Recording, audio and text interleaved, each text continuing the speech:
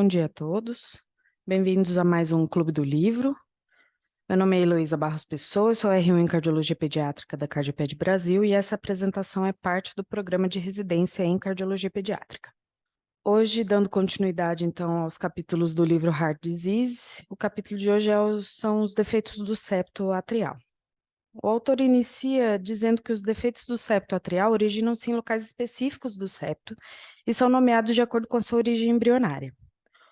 O mais comum ocorre na parte central do septo atrial, na região da fossa oval, chamado de CIA ósseum secundum.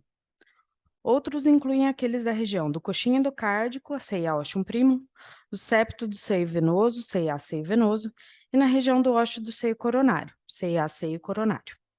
Nesse capítulo vai ser abordado também o forame oval pérvio, que é uma comunicação interatrial normal presente na vida fetal e que pode persistir em adultos. A CIA ósseum primum só será discutida aqui no capítulo de defeitos do septo atrioventricular, porque faz parte do espectro de defeitos do coxim endocárdico. As CIAs constituem de 8 a 10% dos defeitos cardíacos congênitos em crianças. A incidência de CIAs foi estimada em 56 a cada 100 mil nascidos vivos, porém as estimativas recentes são muito maiores, chegam a 100 a cada 100 mil nascidos vivos, provavelmente pelo aumento do uso da ecocardiografia para diagnóstico. A proporção mulher-homem para a CIA ósseum secundum é de 2:1, porém na CIA seio venoso de 1:1. As CIAs ósseo secundum constituem aproximadamente 75% das CIAs, seguidas pelas CIAs ósseum primum, 20%, e CIA seio venoso, 5%. A CIA seio coronário, quando isolada, constitui apenas menor que 1% dos casos, mas frequentemente são observadas em associação com síndromes heterotáxicas e anomalias venosas sistêmicas. A maior parte das CIAs ocorrem esporadicamente, porém foram relatados modos de herança familiar. O risco de doença cardíaca congênita na prole de uma mulher com CIA esporádico é estimado em 8 a 10%. As CIAs podem estar relacionadas a mutações em genes reguladores ou em seus genes sarcoméricos-alvo, além de mutações em fatores de transcrição, como o TBX5, que também é responsável pela síndrome de Holt-Oram, que é uma síndrome autossômica dominante caracterizada pela CIA ósseum secundum, anomalias de extremidades superiores e atraso de condução atrioventricular. As CIAs ósseum secundum também estão associadas a outras síndromes, como Noonan, Down, Klinefelter, Williams, Kabuki, Goldenhar e Ellis-Van Creveld. Além de fatores genéticos, doenças maternas e exposição a fatores de riscos ambientais também podem desempenhar um papel no desenvolvimento das CIAs, como, por exemplo, diabetes, fenilcetonúria, gripe e exposição a algumas medicações, como retinoides, a mais conhecida é a isotretinoína, anti-inflamatórios não esteroidais, anticonvulsivantes, talidomida, tabagismo e álcool. Durante a embriogênese, o átrio primitivo passa por um processo de septação. Na quarta semana de vida embrionária, o septum primo aparece como uma prega, aqui visto na primeira imagem, de paredes finas, no meio do átrio comum, e cresce inferiormente em direção ao coxim endocárdico. Essa abertura entre a borda anterior do septum primo e a almofada endocárdica é chamada de ósseum primo, aqui abaixo. Antes do fechamento completo do ósseum primum, ocorre uma reabsorção tecidual da porção superior do septum primo, originando em outra abertura, mostrada aqui na segunda figura, chamada de septo secundum. Isso já vai ocorrer entre a quinta e a sexta semana de vida embrionária. Ao mesmo tempo, uma dobra antero-superior do teto do átrio se desenvolve, chamada septo secundum, com um formato mais côncavo. Sua porção inferior se funde com a porção inferior do septo atrial para se unir ao coxim endocárdico, separando assim as porções inferiores dos dois átrios.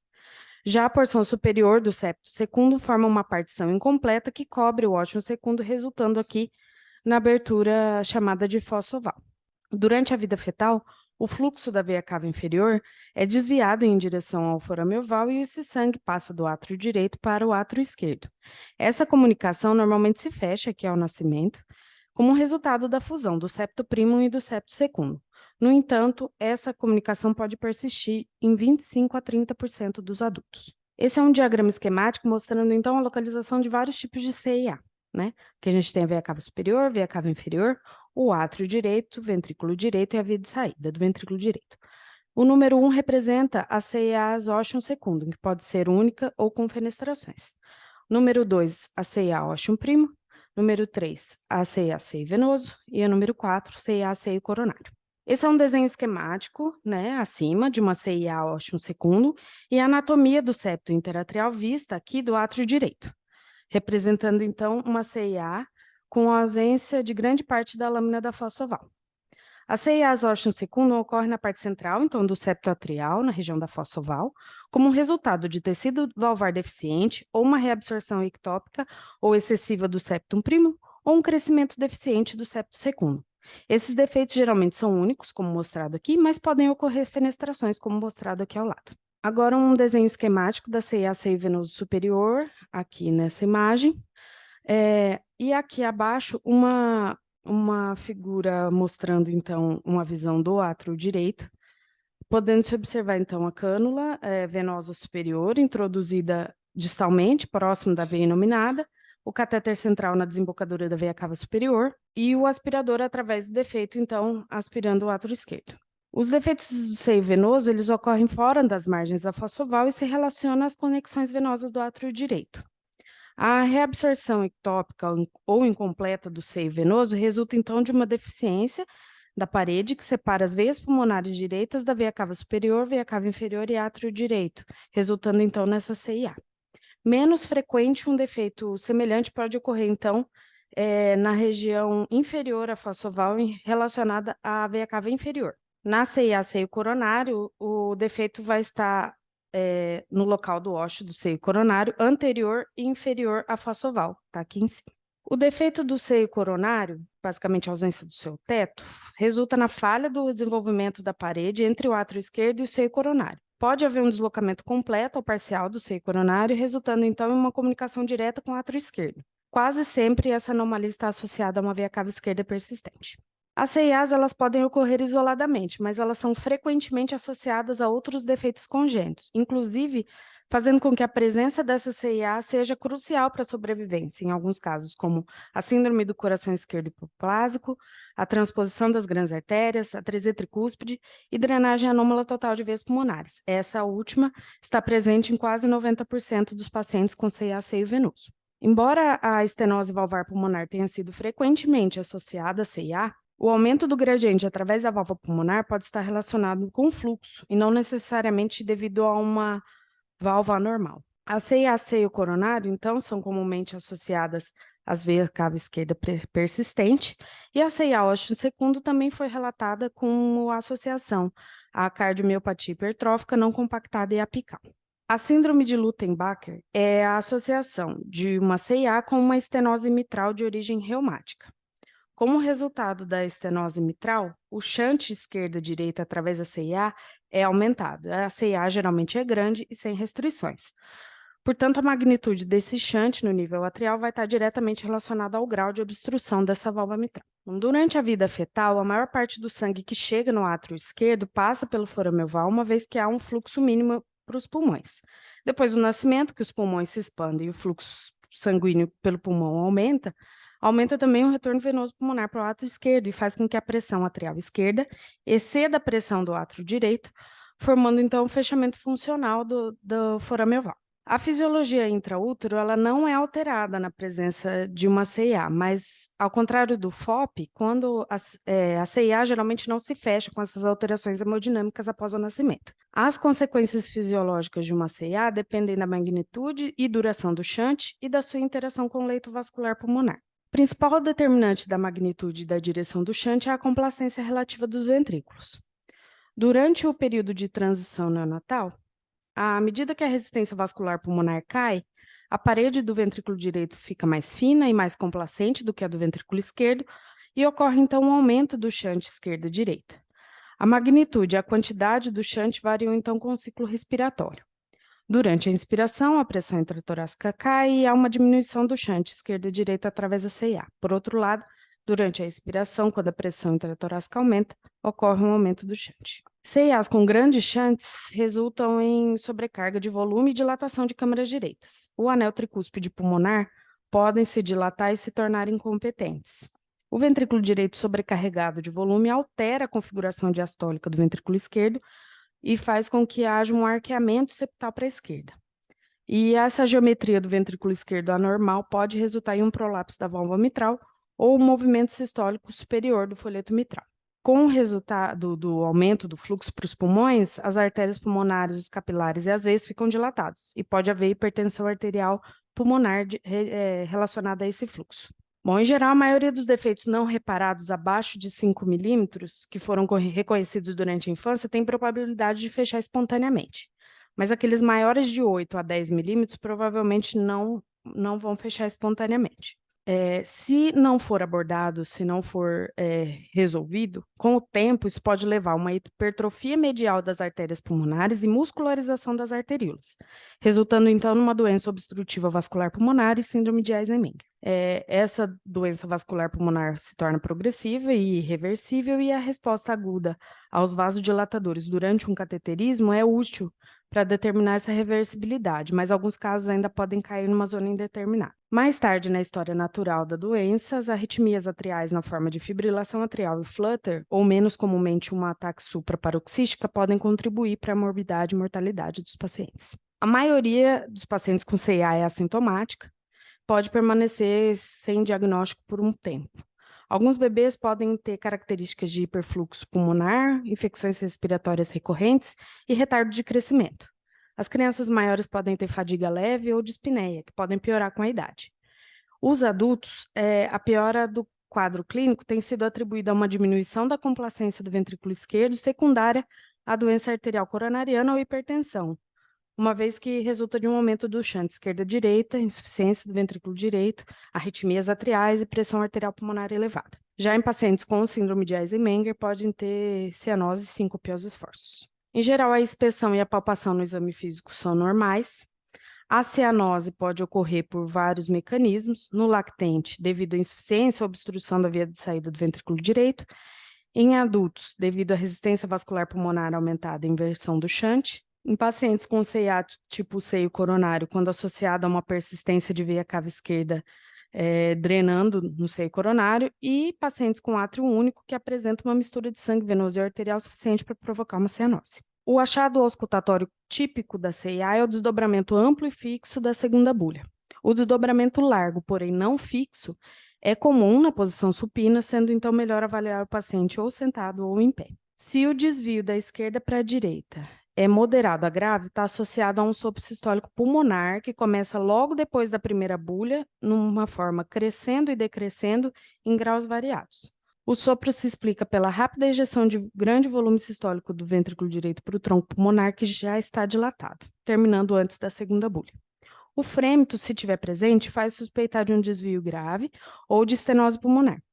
Pode estar presente também o sopro mesodiastólico, decorrente do fluxo através da válvula tricúspide, que ocorre em desvios que excedem a relação 2:1 e não aumenta de intensidade com a expiração, apesar da origem na válvula tricúspide. Bom, em relação a pacientes já com hipertensão pulmonar, o desvio invertido do shunt produz, então, alguns sinais diferentes. Aparece uma quarta bulha ventricular direita e o sopro sistólico pulmonar torna-se curto e menos intenso pela ejeção de um volume sistólico normal para um tronco pulmonar dilatado. O sopro diastólico tricúspide desaparece e o componente pulmonar da segunda bulha está aumentado e o desdobramento fixo se torna mais curto ou também desaparece. Com o surgimento da insuficiência ventricular direita, se produz um sopro holosistólico de insuficiência tricúspide e pode aumentar de intensidade com a inspiração. Os achados do eletrocardiograma, para auxiliar na complementação diagnóstica, vão depender, então, do tipo e tamanho dessa CIA. Pacientes com pequenos shunts, sem dilatação de câmaras, o eletro geralmente é normal. Em shunts significativos, vai ocorrer um padrão que indica sobrecarga de volume do ventrículo direito, que é aquele padrão RS-R' nas precordiais direitas, e um ligeiro prolongamento do QRS com indefinição do R' terminal, além do desvio do eixo para a direita e ondas P altas, que refletem também um aumento do átrio direito. O ritmo geralmente é sinusal em crianças, porém pacientes mais velhos, depois da terceira década de vida, podem apresentar um ritmo juncional ou arritmias atriais, como fibrilação ou flutter atrial. Na hipertensão pulmonar, o padrão RS-R' vai ser substituído por ondas Q e ondas R monofásicas altas com ondas T invertidas. Esse é um eletro de um paciente de 4 anos com uma grande CIA Washington secundo, mostrando então aqui em V1 e V2 o padrão RR', e o alargamento aqui da onda S na derivação V5 e V6, indicando, então, a sobrecarga de volume do ventrículo direito. Um pequeno shunt geralmente resulta num raio-x de tórax sem alterações. Porém, cardiomegalia, devido ao aumento das câmaras direitas e um aumento da trama vascular pulmonar, são observados nos pacientes com shunts maiores. A dilatação da via de saída do ventrículo direito pode causar também um tronco pulmonar dilatado no raio-x. Se houver desenvolvimento de hipertensão pulmonar, a vascularização pulmonar periférica aumentada vai ser substituída por campos pulmonares oligoémicos. Esse é um raio-x também de um paciente com uma comunicação atrial tipo Oshun II. Então, dá para observar aqui a cardiomegalia com o índice cardiotorácico aumentado, o predomínio aqui na imagem de átrio e ventrículo direito, com a ponta mais voltada para baixo, e esse arco médio abaulado mostrando o tronco pulmonar dilatado, além da trama vascular também aumentada com vasos mais nítidos. Bom, o ecocardiograma é o grande definidor de diagnóstico, define o tipo, tamanho da CIA, o grau do shunt, o efeito nas câmaras cardíacas direitas, lesões associadas e estimativas da pressão ventricular direita. A CIA, ela geralmente é visualizada na janela subcostal, parasternal e apical. As incidências subcostais vão fornecer um melhor perfil do septo atrial, uma vez que o feixe do ultrassom é perpendicular a ele. O delineamento ecocardiográfico de defeitos da região da fossa oval é mostrado aqui nessas imagens. Aqui no corte subcostal, mostra então um FOP aqui na seta, com uma válvula em flap aqui no lado atrial esquerdo e um limbo da fossa oval no lado atrial à direita. Aqui também na segunda figura, mostrando então uma comunicação interatrial, e aqui pelo Doppler mostrando o shunt. O átrio direito aumentado, o ventrículo direito e as artérias pulmonares também são vistos nas imagens do ecocardiograma. O ventrículo direito sobrecarregado de volume, ele pode causar, então, um achatamento diastólico e movimento paradoxal do septo interventricular. Anomalias associadas como estenose pulmonar, prolapso da válvula mitral e drenagem anômala de veias pulmonares também precisam ser avaliadas. Após o fechamento da CIA, há uma regressão do tamanho do átrio e do ventrículo na maior parte dos pacientes, independente da técnica usada para o fechamento. A maior parte dessa regressão ocorre no primeiro ano pós-fechamento. Então, aqui, nessa imagem, a gente vê um átrio direito e um ventrículo direito dilatados, também vista aqui no apical, 4 câmaras, e nas demais aqui parasternal eixo longo, parasternal eixo curto. Usando o Doppler colorido, pode-se visualizar o shunt através da CIA. Esse shunt geralmente é esquerda-direita, mas nos pacientes com pressão arterial pulmonar aumentada, o shunt pode ser bidirecional ou da direita para a esquerda também. O Doppler de onda pulsada mostra o shunt interatrial no final da sístole e no início da diástole. A avaliação quantitativa da relação entre fluxo sanguíneo pulmonar e sistêmico, que é o QP-QS, pode ser feita aqui nessa imagem. A avaliação Doppler para a estimativa da pressão da artéria pulmonar pode ser realizada medindo os jatos regurgitantes tricúspide pulmonar e aplicando a equação de Bernoulli, para calcular gradientes transvalvares e somando a pressão atrial direita estimada e a pressão diastólica final do ventrículo direito. O desenvolvimento de hipertensão pulmonar resulta em piora da regurgitação tricúspide e também regurgitação pulmonar. Além disso, as artérias pulmonares dilatam-se e ficam mais engurgitadas, e o ventrículo direito fica hipertrofiado e a sua função sistólica também se deteriora. Aqui é uma imagem de uma CIA venoso superior, mostrando aqui, então, com Doppler colorido, a partir de uma imagem subcostal. O eco transesofágico é útil para avaliação da CIA quando as imagens transtorácicas são inconclusivas, mas também é útil para detectar CIA seio venoso, que pode passar despercebida no transtorácico. Além disso, é frequentemente utilizada como um complemento de monitorização para o fechamento operatório ou percutâneo da CIA, como mostrado aqui nessa imagem. Aqui a imagem da CIA no asterisco e aqui a imagem do dispositivo para o fechamento percutâneo. Devido à proximidade do transdutor com as estruturas cardíacas, a imagem transesofágica ela permite uma melhor resolução espacial e imagens um pouco melhores em comparação com a imagem transtorácica. Com a disponibilidade da ecocardiografia em 3D, uma visão frontal de todo o septo pode ser obtida, permitindo assim um melhor delineamento da morfologia da CIA e as suas estruturas adjacentes. Essa informação é útil para determinar se o fechamento da CIA pode ou não ser feito de forma percutânea. Além disso, o eco transesofágico 3D agora também está sendo usado não apenas para delinear essas características, mas também para orientar o fechamento por dispositivo durante o procedimento. Hoje, o cateterismo é raramente indicado para diagnóstico da CIA, a menos que haja também suspeitas de doença vascular pulmonar. A angiografia pode ser útil no diagnóstico de lesões associadas, como drenagem anômala parcial de veias pulmonares ou estenose mitral, para avaliação também do QPQS, saturações e avaliação de pressões intracardíacas de artérias pulmonares. Se os achados de ecocardiograma forem incertos, a tomo ou a ressonância podem ser usadas também para definir a anatomia da CIA e a sua influência nas câmaras cardíacas, e também anomalias associadas. Tanto a tomo quanto a ressonância também têm sido usados para definir o tipo de CIA, por exemplo, o seio coronário, que pode ser difícil de reconhecer apenas no eco. A maior parte dos pacientes com CIA, sejam assintomáticos ou levemente sintomáticos, tem a sua capacidade de exercício diminuída. O fechamento da CIA pode melhorar um pouco a capacidade desse exercício em adultos, principalmente nesses casos de assintomáticos ou ligeiramente sintomáticos. A capacidade de exercício já foi relatada como uniformemente baixa nos pacientes já com hipertensão pulmonar. Bom, em relação ao fechamento da CIA, ela é indicado em casos de grandes shunts, ou seja, com QPQS maior ou igual a 1,5, mas outros indicadores também são usados, como hipertrofia ventricular direita no eletro, cardiomegalia na radiografia de tórax, com aumento dessa trama vascular pulmonar, ou evidência de um ecocardiograma com aumento do ventrículo direito ou esse movimento septal paradoxal. Em pacientes assintomáticos com shunts grandes, recomenda-se o fechamento eletivo entre 2 a 5 anos de idade, porém o fechamento precoce durante a infância precisa ser considerado nas crianças que têm pulmões comprometidos, como os broncodisplásicos, portadores de hernia diafragmática ou nos dependentes de ventilação mecânica. Embora a maior parte das crianças com grandes defeitos possa ser assintomático, o fechamento eletivo é recomendado para prevenir essas complicações relacionadas à história natural da doença. Aqueles com síndrome de Eisenmenger já não são candidatos ao fechamento e necessitam de terapia medicamentosa para a hipertensão pulmonar. Embora o fechamento das CIAs Ostium secundum pode ser feito por dispositivos percutâneos ou cirúrgicos, o fechamento cirúrgico é a única opção para CIA seio venoso, seio coronário e Ostium primo. As CIAs com múltiplas fenestrações ou em caso de aneurisma do septo atrial requerem então uma avaliação mais cuidadosa para prosseguir no caso de um fechamento por dispositivo.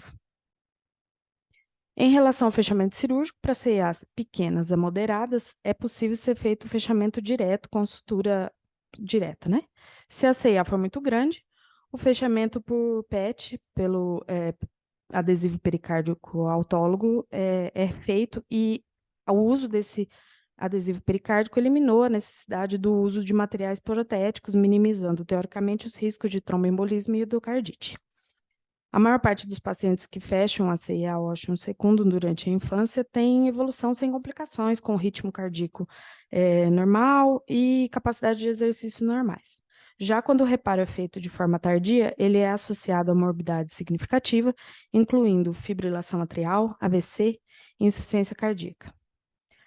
Bom, o fechamento agora por dispositivo, o mais usado é o dispositivo oclusor septal Amplatzer. Ele é mais utilizado porque ele tem uma implantação fácil, tem capacidade de fechar grandes defeitos, e o disco atrial esquerdo é um pouco maior para fechar fenestrações atriais adicionais. Embora o fechamento é tecnicamente seguro e viável, porque tem a vantagem de não ser cirúrgico, ele não está isento de complicações, como fratura, embolização do dispositivo, mau alinhamento, shunts residuais, trombose do dispositivo e impacto de estruturas adjacentes. Além disso, eles podem ter problemas também a longo prazo, como erosão tardia da parede atrial ou da aorta. Em relação à associação com endocardite, vale lembrar que a endotelização dos materiais e dispositivos protéticos geralmente acontece nos primeiros 6 meses do procedimento, portanto, é necessária uma profilaxia antibiótica nesse período. Na CIA seio venoso, mais de 90% dos casos, o retorno venoso pulmonar alômbolo para a veia cava superior está presente, e nesses casos a correção cirúrgica envolve então o fechamento da CIA, o redirecionamento das veias pulmonares anômalas para o átrio esquerdo e pode estar associadas a algumas complicações a longo prazo, como obstrução do orifício da veia pulmonar, estenose da veia cava, disfunção do nó sinusal e arritmias atriais, né, o flutter e a fibrilação atrial, dependendo da técnica usada. No caso da CIA coronária, o reparo pode ser realizado usando um procedimento de cobertura, se tiver um tecido redundante de forma primária, ou se isso não for viável, um teto pode ser criado com remendo de pericárdio. A maior parte dos casos vai estar associada, então, à veia cava superior esquerda persistente e, nesses casos, precisam ser tratados de forma individualizada. Bom, durante as primeiras semanas de pós-operatório, os pacientes podem apresentar febre, dor torácica, dor abdominal, febre, fadiga, e esses sintomas precisam alertar o diagnóstico de síndrome pós-pericardiotomia. E aqui o eco precisa ser realizado para excluir derrame pericárdico ou tamponamento cardíaco. Está bem estabelecido que a evolução de pacientes com CIA reparado ou não e hipertensão pulmonar não é favorável em comparação àqueles que têm pressão arterial pulmonar normal. Apesar do fechamento do defeito, a doença vascular pulmonar pode progredir em alguns pacientes, então precisa ter uma vigilância com ecocardiograma. E o uso de vasodilatadores pulmonares pode ser iniciado se for bem indicado. Fibrilação e flutter atrial são incomuns nos pacientes antes dos 40 anos de idade. A prevalência é menor que 1%. Porém, acima dos 40 anos, a prevalência aumenta muito em comparação com a população em geral. Chega a 15% nos pacientes entre 40 e 60 anos e 61% nos pacientes acima de 60 anos. É importante lembrar que há evidências de que tanto a função sistólica quanto a diastólica do ventrículo esquerdo podem ser influenciadas por essa sobrecarga crônica de volume do ventrículo direito. Então, é aconselhável monitorar as funções ventriculares durante o segmento, assim como a válvula mitral, devido à possibilidade de prolapso e insuficiência devido ao deslocamento desse septo ventricular para a esquerda. Bom, agora falando um pouquinho sobre aneurisma do septo atrial. É uma deformidade sacular do septo atrial, mostrada aqui nessa imagem com essa lâmina bem móvel entre os átrios, e ela tem prevalência relatada de 0,22% a 1,9%. Embora a maior parte dos casos ele esteja limitado à região da fossa oval, pode ocorrer em envolver todo o septo. Ele pode se projetar para o átrio esquerdo ou para o direito ou ter uma excursão bidirecional. Embora os aneurismas possam ocorrer de forma isolada, eles geralmente estão associados, principalmente a CIA, embora outras lesões como CIV, estenose pulmonar, persistência do canal arterial e coarctação de aorta ou interrupção do arco aórtico também possam estar associados. Foi relatada também uma associação importante com AVCs, e a coexistência com o FOP aumenta ainda mais esse risco. O eco transesofágico fornece imagens melhores para caracterizar a morfologia desse aneurisma. Também é útil na definição do shunt interatrial e na presença de múltiplas fenestrações ou trombos dentro do aneurisma. O manejo de pacientes com aneurisma e AVC inclui, então, a terapia com AS, anticoagulação ou mesmo fechamento por técnica cirúrgica ou percutânea. O FOP é uma comunicação interatrial normal presente na vida fetal que persiste em muitos adultos. A incidência e o tamanho foram relatados como semelhantes entre homens e mulheres. Hoje, o fechamento percutâneo do FOP é realizado usando uma variedade de dispositivos. Embora seja seguro e seja eficaz, relatado isso em muitos estudos, as complicações são semelhantes ao fechamento da CIA, inclui, então, embolização do dispositivo, hemopericárdio, trombose do dispositivo, shunts residuais e fibrilação atrial paroxística. O FOP tem sido associado a AVC, ataque isquêmico transitório e enxaqueca. Observou-se que a prevalência do FOP é maior em pacientes com AVC do que naqueles que não têm eventos vasculares cerebrais, variando de 40% a 70%. Esses pacientes têm sido tratados, então, com medicamentos antitrombóticos ou fechamento, realizado para prevenir eventos futuros. A recorrência não é completamente eliminada após o fechamento do FOP. Alguns estudos relataram alívio da enxaqueca com aura após esse fechamento. Na era atual, há um aumento significativo na taxa de fechamento do FOP nesses pacientes, devido a alguns estudos observacionais que relataram a redução da incidência de recorrência. Porém, ainda não existem ensaios clínicos randomizados que comprovem o benefício do fechamento do FOP nesses casos. Essas foram as minhas referências. Obrigada.